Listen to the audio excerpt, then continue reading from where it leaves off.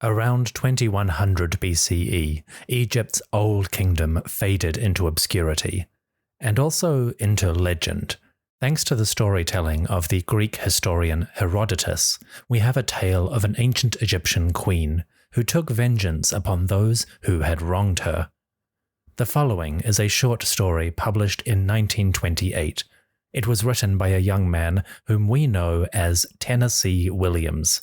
It is called The Vengeance of Nitocris.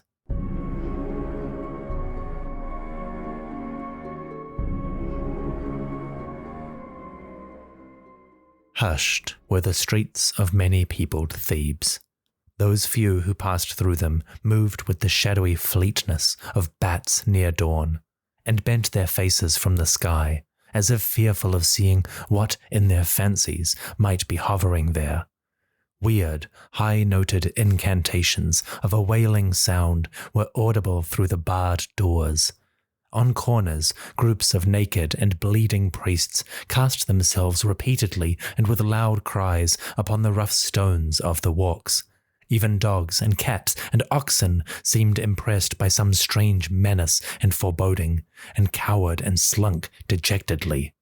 All Thebes was in dread. And indeed, there was cause for their dread and for their wails of lamentation. A terrible sacrilege had been committed.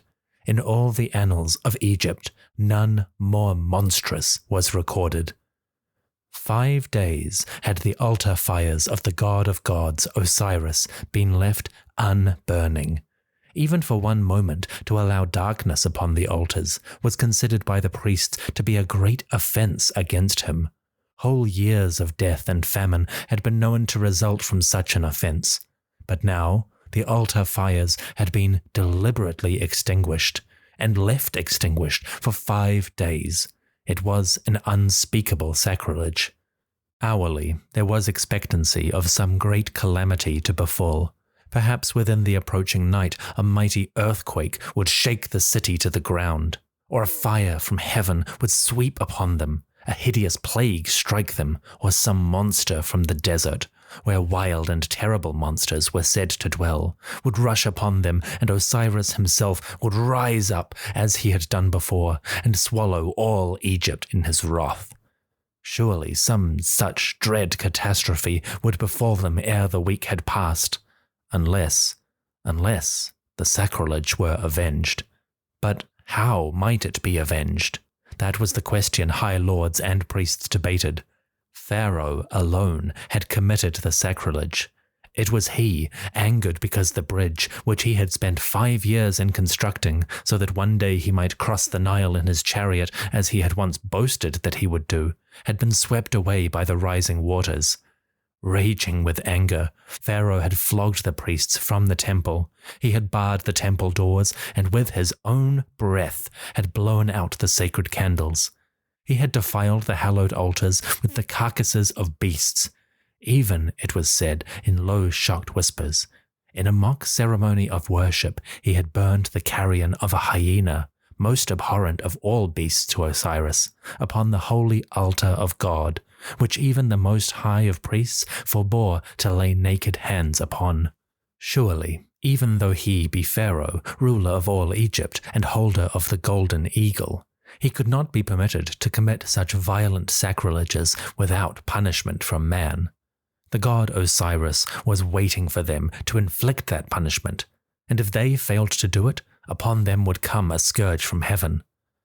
Standing before the awed assembly of nobles, the high Ka-Semblor made a gesture with his hands. A cry broke out from those who watched. Sentence had been delivered. Death had been pronounced as doom for the pharaoh. The heavy, barred doors were shoved open. The crowd came out, and within an hour a well-organized mob passed through the streets of Thebes, directed for the palace of the pharaoh. Mob justice was to be done. Within the resplendent portals of the palace, the pharaoh, ruler of all Egypt, watched with tightened brow the orderly but menacing approach of the mob. He divined their intent, but was he not their pharaoh? He could contend with gods, so why should he fear mere dogs of men? A woman clung to his stiffened arm. She was tall and as majestically handsome as he. A garb of linen as brilliantly golden as the sun entwined her body closely, and bands of jet were around her throat and forehead. She was the fair and well-loved Nitocris, sister of the pharaoh. "Brother, brother," she cried, "light the fires, pacify the dogs, they come to kill you." Only more stern grew the look of the pharaoh. He thrust aside his pleading sister and beckoned to the attendants.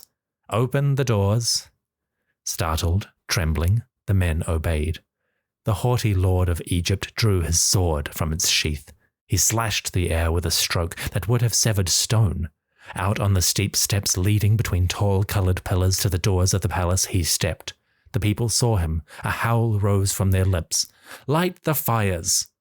The figure of the pharaoh stood inflexible as rock, superbly tall and muscular, his bare arms and limbs glittering like burnished copper in the light of the brilliant sun, his body erect and tense in his attitude of defiance. He looked indeed a mortal, fit almost to challenge gods.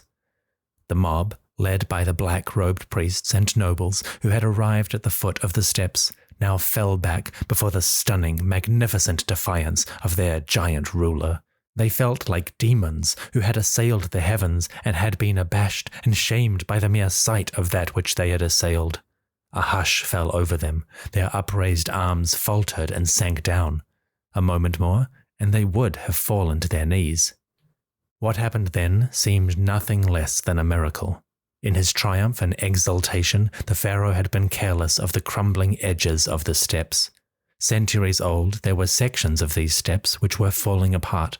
Upon such a section had the gold-sandaled foot of the pharaoh descended, and it was not strong enough to sustain his great weight. With a scuttling sound it broke loose. A gasp came from the mob. The pharaoh was about to fall. He was palpitating, wavering in the air, fighting to regain his balance. He looked as if he were grappling with some monstrous invisible snake coiled about his gleaming body. A hoarse cry burst from his lips. His sword fell, and then his body thudded down the steps in a series of wild somersaults and landed at the foot, sprawled out before the gasping mob. For a moment there was breathless silence, and then came the shout of a priest. "A sign from the god!" That vibrant cry seemed to restore the mob to all of its wolf-like rage. They surged forward. The struggling body of the pharaoh was lifted up and torn to pieces by their clawing hands and weapons. Thus was the god Osiris avenged.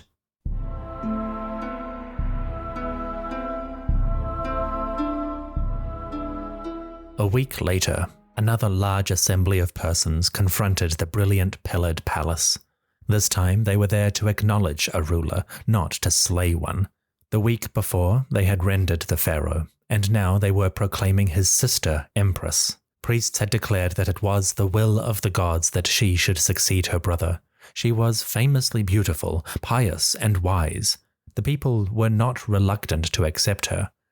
When she was borne down the steps of the palace in her rich litter after the elaborate ceremony of coronation, she responded to the cheers of the multitude with a smile which could not have appeared more amicable and gracious. None might know from that smile upon her beautiful carmined lips that within her heart she was thinking, "These are the people who slew my brother. Ah, God Isis, grant me the power to avenge his death upon them." Not long after the beautiful Nitocris mounted the golden throne of Egypt, rumors were whispered of some vast, mysterious enterprise being conducted in secret. A large number of slaves were observed each dawn to embark upon barges and to be carried down the river to some unknown point, where they labored throughout the day, returning after dark. The slaves were Ethiopians, neither able to speak nor to understand the Egyptian language, and therefore no information could be gotten from them by the curious as to the object of their mysterious daily excursions. The general opinion, though, was that the pious queen was having a great temple constructed to the gods, and that when it was finished, enormous public banquets would be held within it before its dedication. She meant it to be a surprise gift to the priests who were ever desirous of some new place of worship, and were dissatisfied with their old altars, which they said were defiled. Throughout the winter, the slaves repeated daily their excursions. Traffic of all kinds plying down the river was restricted for several miles to within 40 yards of one shore. Any craft seen to disregard that restriction were set upon by a galley of armed men and pursued back into bounds. All that could be learned was that a prodigious temple or hall of some sort was in construction. It was late in the spring when the excursions of the workmen were finally discontinued. Restrictions upon river traffic were withdrawn. The men who went eagerly to investigate the mysterious construction returned with tales of a magnificent new temple, surrounded by rich green, tropical verdure situated near the bank of the river. It was a temple to the god Osiris. It had been built by the queen, probably that she might partly atone for the sacrilege of her brother, and deliver him from some of the torture which he undoubtedly suffered. It was to be dedicated within the month by a great banquet. All the nobles and the high priests of Osiris, of which there were a tremendous number, were to be invited. Never had the delighted priests been more extravagant in their praises of Queen Nitocris. When she passed through the streets in her open litter, bedazzling eyes by the glitter of her golden ornaments, the cries of the people were almost frantic in their exaltation of her. True to the predictions of the gossipers, before the month had passed, the banquet had been formally announced, and to all the nobility and the priests of Osiris had been issued invitations to attend. The day of the dedication, which was to be followed by the night of banqueting, was a gala holiday. At noon, the guests of the Empress formed a colourful assembly upon the bank of the river. Gaily draped barges floated at their moorings until preparations should be completed for the transportation of the guests to the temple. All anticipated a holiday of great merriment, and the lustful Epicureans were warmed by visualizations of the delightful banquet of copious meats, fruits, luscious delicacies, and other less innocent indulgences. When the queen arrived, clamorous shouts rang deafeningly in her ears. She responded with charming smiles and gracious bows. The most discerning observer could not have detected anything but the greatest cordiality and kindliness reflected in her bearing toward those around her. No action, no fleeting expression upon her lovely face could have caused anyone to suspect anything, except entire amicability in her feelings or her intentions. The most vivid descriptions of those who had already seen the temple did not prepare the others for the spectacle of beauty and grandeur which it presented. Gasps of delight came from the priests. What a place in which to conduct their ceremonies! They began to feel that the sacrilege of the dead pharaoh was not, after all, to be so greatly regretted, since it was responsible for the building of this glorious new temple.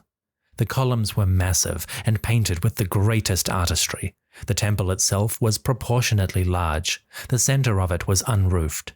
Above the entrance were carved the various symbols of the god Osiris, with splendid workmanship. The building was immensely big, and against the background of green foliage, it presented a picture of almost breathtaking beauty. Ethiopian attendants stood on each side of the doorway, their shining black bodies ornamented with bands of brilliant gold. On the interior, the guests were inspired to even greater wonderment. The walls were hung with magnificent painted tapestries. The altars were more beautifully and elaborately carved than any seen before. Aromatic powders were burning upon them and sending up veils of scented smoke. The sacramental vessels were of the most exquisite and costly meals. Golden coffers and urns were piled high with perfect fruits of all kinds. Ah yes, a splendid place for the making of sacrifices, gloated the staring priests. Ah yes, indeed, agreed the Queen Nitocris, smiling with half-crossed eyes. It was a splendid place for sacrifices, especially for the human sacrifice that had been planned. But all who observed that guileful smile interpreted it as gratification over the pleasure which her creation in honor of their god had brought to the priests of Osiris. Not the slightest shadow of portent was upon the hearts of the joyous guests.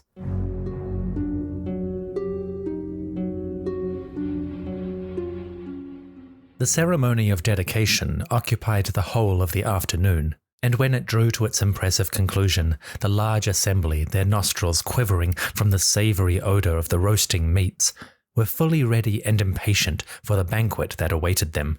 They gazed about, observing that the whole building composed an unpartitioned amphitheatre, and wondering where might be the room of the banquet. However, when the concluding processional chant had been completed, the queen summoned a number of burly slaves, and by several iron rings attached to its outer edge, they lifted up a large slab of the flooring, disclosing to the astonished guests the fact that the scene of the banquet was to be an immense subterranean vault. Such vaults were decidedly uncommon among the Egyptians. The idea of feasting in one was novel and appealing.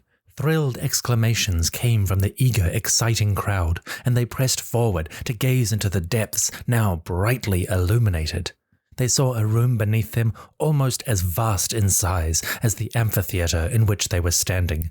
It was filled with banquet tables, on which were set the most delectable foods and rich, sparkling wines, in an abundance that would satiate the banqueters of Bacchus.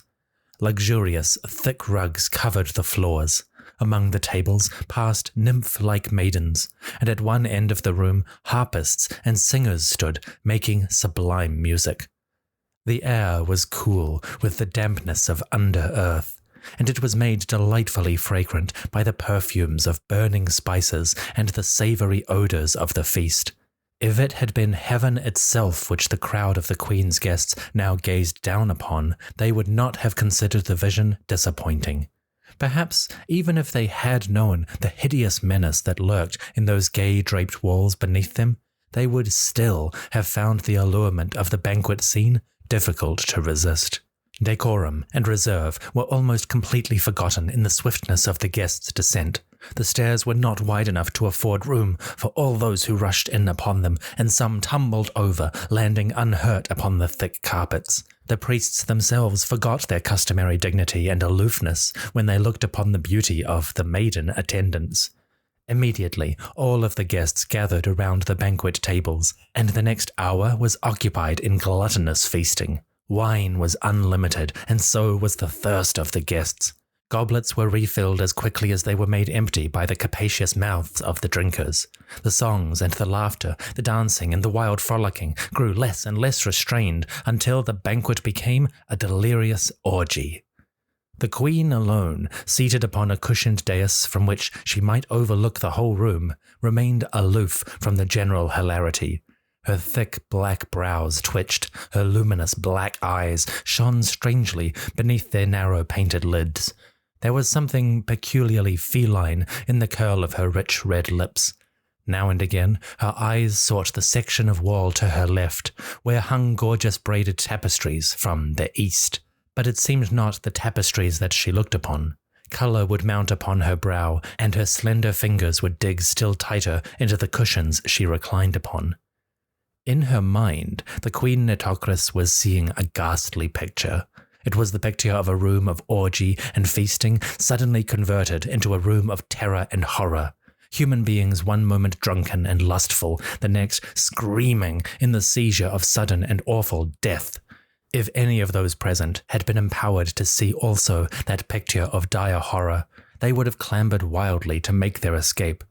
But none was so empowered. With increasing wildness, the banquet continued into the middle of the night. Some of the banqueters, disgustingly gluttonous, still gorged themselves at the greasy tables. Others lay in drunken stupor or lolled amorously with the slave girls. But most of them, formed in a great irregular circle, skipped about the room in a barbaric joy-mad dance, dragging and tripping each other in uncouth merriment, and making the hall ring with their ceaseless shouts, laughter, and hoarse song. When the hour had approached near to midnight, the queen, who had sat like one entranced, arose from the cushioned dais. One last intent survey she gave to the crowded room of banquet. It was a scene which she wished to imprint permanently upon her mind. Much pleasure might she derive in the future by recalling that picture, and then imagining what came after, stark, searing terror rushing in upon barbaric joy. She stepped down from the dais and walked swiftly to the steps. Her departure made no impression upon the revelers. When she had arrived at the top of the stairs, she looked down and observed that no one had marked her exit. Around the walls of the temple, dim-lit and fantastic-looking at night, with the cool wind from the river sweeping through and bending the flames from the tall candelabra, stalwart guardsmen were standing at their posts, and when the gold-cloaked figure of the queen arose from the aperture, they advanced toward her hurriedly. With a motion, she directed them to place the slab of rock in its tight-fitting sockets. With a swift, noiseless hoist and lowering, they obeyed the command. The queen bent down. There was no change in the boisterous sounds from below. Nothing was yet suspected. Drawing the soft and shimmering folds of her cloak about her with fingers that trembled with eagerness, excitement, and the intense emotion which she felt, the queen passed swiftly across the stone floor of the temple, toward the open front through which the night wind swept, blowing her cloak in sheenful waves about her tall and graceful figure. The slaves followed after in silent file, well aware of the monstrous deed about to be executed, and without reluctance to play their parts.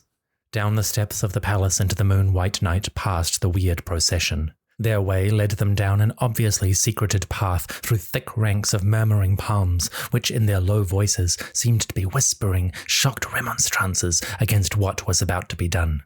But in her stern purpose, the queen was not susceptible to any dissuasion from God or man. Vengeance, strongest of passions, made her obdurate as stone. Out upon a rough and apparently new-constructed stone pier the thin path led. Beneath, the cold, dark waters of the Nile surged silently by. Here the party came to a halt. Upon this stone pier would the object of their awful midnight errand be accomplished. With a low-spoken word, the queen commanded her followers to hold back. With her own hand, she would perform the vengeance. In the foreground of the pier, a number of fantastic wand-like levers extended upward. Toward these, the queen advanced, slowly and stiffly as an executioner mounts the steps of the scaffold. When she had come beside them, she grasped one upthrust bar fiercely, as if it had been the throat of a hated antagonist. Then she lifted her face, with a quick intake of breath, toward the moon-lightened sky. This was to her a moment of supreme ecstasy. Grasped in her hand was an instrument which would release awful death upon those against whom she wished vengeance. Their lives were as securely in her grasp as was this bar of iron. Slowly, lusting upon every triumph-filled second of this time of ecstasy, she turned her face down again to the formidable bar in her hand. Deliberately, she drew it back to its limit. This was the lever that opened the wall in the banquet vault. It gave entrance to death. Only the other bar now intervened between the banqueters, probably still reveling undisturbed, and the dreadful fate which she had prepared for them. Upon this bar now her jeweled fingers clutched. Savagely this time she pulled it. Then with the litheness of a tiger she sprang upon the edge of the pier. She leaned over it and stared down into the inky rush of the river. A new sound she heard above the steady flow. It was the sound of waters suddenly diverted into a new channel, an eager, plunging sound.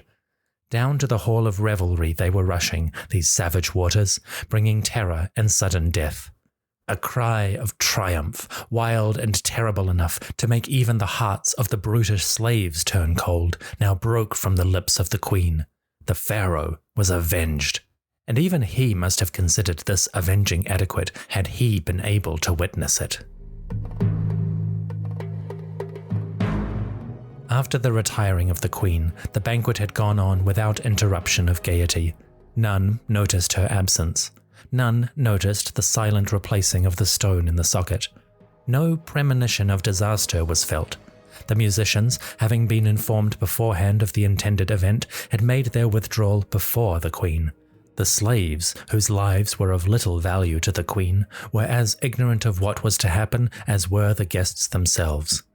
Not until the wall opened up with a loud and startling crunch did even those most inclined toward suspicion feel the slightest unease. Then it was that a few noticed the slab to have been replaced, shutting them in. This discovery, communicated throughout the hall in a moment, seemed to instill a sudden fear in the hearts of all. Laughter did not cease, but the ring of dancers were distracted from their wild jubilee. They all turned toward the mysteriously opened wall and gazed into its black depths. A hush fell over them, and then became audible the mounting sound of rushing water. A shriek rose from the throat of a woman, and then terror took possession of all within the room. Panic, like the burst of flames, flared into their hearts. Of one accord they rushed upon the stair, and it, being purposefully made frail, collapsed before the foremost of the wildly screaming mob had reached its summit. Turbulently, they piled over the tables, filling the room with a hideous clamor. But rising above their screams was the shrill roar of the rushing water, and no sound could be more provoking of dread and terror. Somewhere in its circuitous route from the pier to the chamber of its reception, it must have met with temporary blockade, for it was several minutes after the sound of it was first detected that the first spray of that death-bringing water leapt into the faces of the doomed occupants. With the ferocity of a lion springing into the arena of a Roman amphitheatre to devour the gladiators set for its vulgar delectation, the black water plunged in. Furiously, it surged over the floor of the room, sweeping tables before it and sending its victims, now face to face with their harrying doom, into a hysteria of terror. In a moment, the icy black water had risen to their knees, although the room was vast. Some fell instantly dead from the shock, or were trampled upon by the desperate rushing of the mob.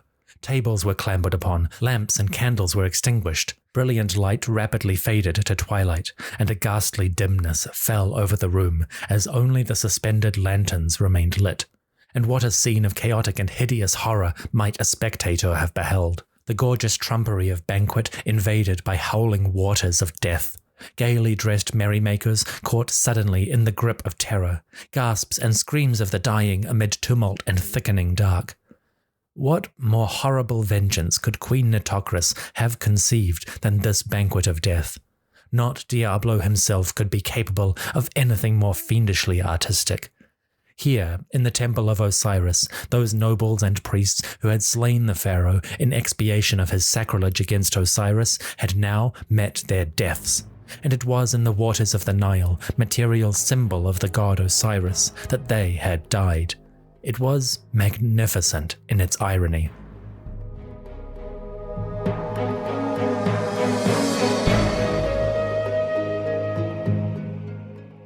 I would be content to end this story here if it were but a story. However, it is not merely a story, as you will have discerned before now if you have been a student of the history of Egypt.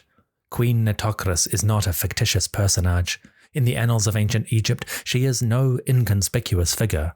Principally responsible for her prominence is her monstrous revenge upon the slayers of her brother, the narration of which I have just concluded.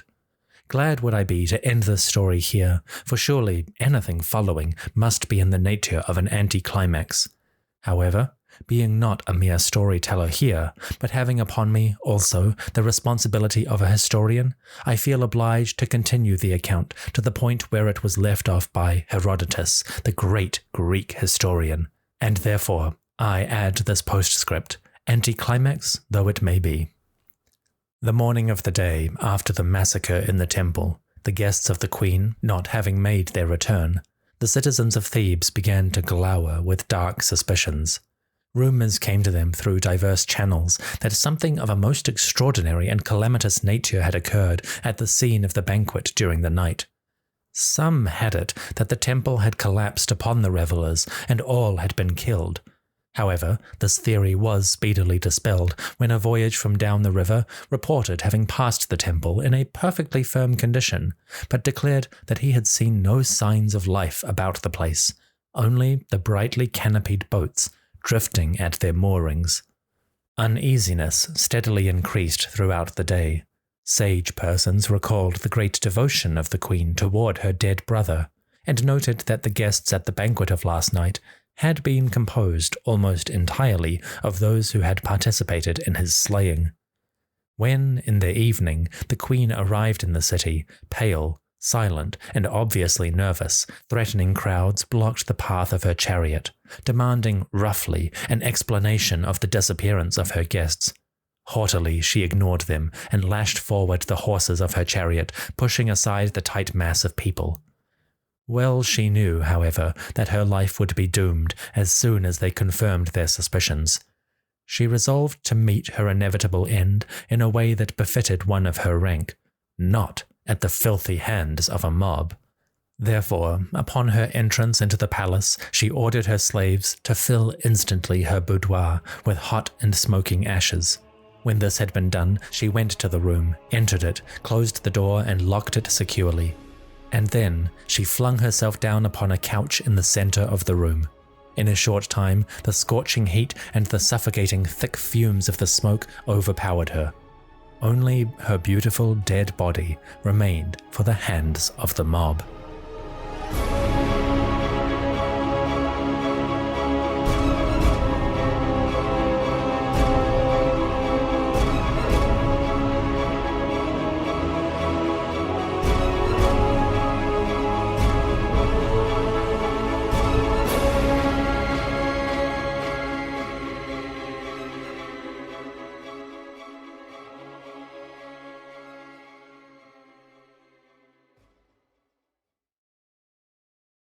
The Vengeance of Queen Nitocris was written by Tennessee Williams and published in Weird Tales magazine, Volume 12. It is an early example of Williams' work, written when he was just 17 years old, and long before his famous works such as A Streetcar Named Desire, Cat on a Hot Tin Roof, and The Glass Menagerie. The tale was published in 1928, but stylistically, I think it has more in common with late Victorian Gothic. It would not be terribly out of place in a collection of stories by Mary Shelley and Bram Stoker, and the reliance on Herodotos as the structural basis for the tale puts it squarely in that late 19th century environment. The story itself is basically an adaptation of the short paragraph from Herodotos, whose description of Nitocris is remarkably short. In Book 2 of his Histories, Herodotus wrote, quote, "The name of the queen was Nitocris.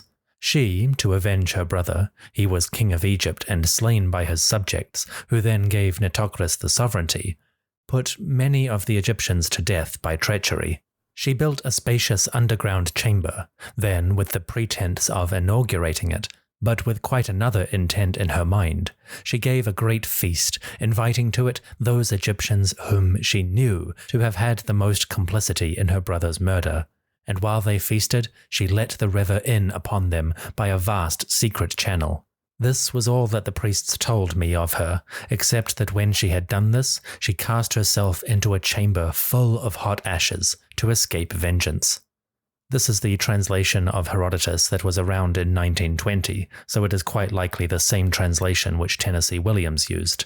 As we noted in our recent episodes upon the decline and fall of the Old Kingdom, the identity of Queen Nitocris, or Neith-Ikerti in the Egyptian, is still a matter of some debate among Egyptologists, and we're not entirely sure whether she actually existed.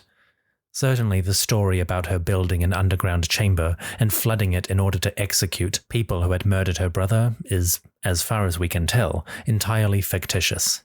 But that never stopped Herodotus, and it did make a good basis for Williams to write this short story. Williams expands significantly upon the foundations given by Herodotus. The ancient Greek author did not explain why the male pharaoh was murdered, and thus required the vengeance of Nitocris herself. So Williams has to invent a motivation for this crime. His explanation is a sacrilege against the great god Osiris. I suspect that Williams is drawing on another section of Herodotus, in which that author described the king Khufu. Herodotus claimed that Khufu had been a tyrant, and that he had closed the temples to all the gods so that the people would worship him. This is not quite the same sacrilege, but I suspect that Herodotus's description gave Williams the germ of the idea to motivate the story's opening. As for the rest, Williams takes the standard approach for many fantasy writers describing ancient Egypt. He places it in a nebulous environment in which many of the clichés of the ancient past are all mixed in together. For example, historically we know that Nitocris supposedly lived at the end of the Old Kingdom, around 2100 BCE. But in the tale, Williams includes several details that would be anachronistic for that point in history. For example, he describes the pharaoh and Nitocris both riding on chariots, but these did not appear in Egyptian society for centuries after the historical figure. Similarly, Williams places many of the events within Thebes, but this city, called Waset by the ancient Egyptians, would not become prominent for hundreds of years after Nitocris's reign. So the action, so to speak, is taking place in the wrong location, or at least in a slightly different time than Herodotus places it. Finally, the reference to Osiris as the god of gods is perfectly fine in itself. Osiris was a prominent deity, but his religion was never central in the city of Thebes. That community was mostly dominated by Amun-Ra and his family, and it is their great temples at Karnak and Luxor that define the cityscape today. Granted, there were shrines and worship of Osiris in this region, so we can chalk it up to creative liberties. But looking at it historically, it does seem like Williams has mixed together a bunch of locations and tropes from ancient Egyptian society to build a vague picture of the ancient world. This is not a criticism. Williams is an author, and he is allowed to take liberties in order to make the story more effective for his intended audience. But if you're interested in the Egyptology, these are some of the things that stand out. Other minor quirks are the references to iron rings and iron bars, which would not have been a feature of Egyptian society during the Old, Middle, or New Kingdoms. They did know about iron during the New Kingdom, but they never had access to it in large quantities and did not use it except for small ornaments and weapons.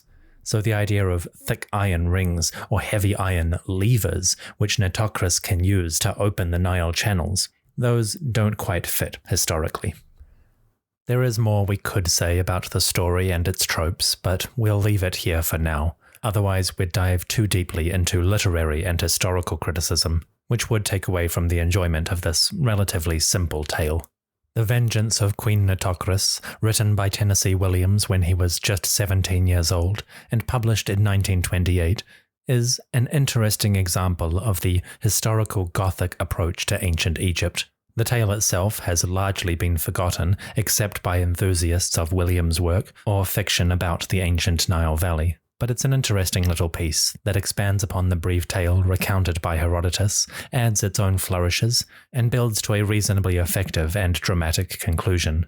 The image of Queen Nitocris is a classic evil queen archetype, a figure not dissimilar from Lady Macbeth or Countess Bathory. The similarity is so strong that, frankly, I'm surprised we've never got an excellent heavy metal concept album about her. But in the absence of a Cruelty and Nitocris, we could at least think of her as the archetypal killer queen.